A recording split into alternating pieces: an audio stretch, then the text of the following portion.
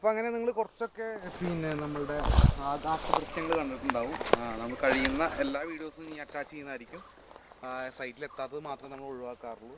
അപ്പോൾ ഞാനും സുധിലാണ് സൈറ്റിലെത്തിയിട്ടുള്ളത്.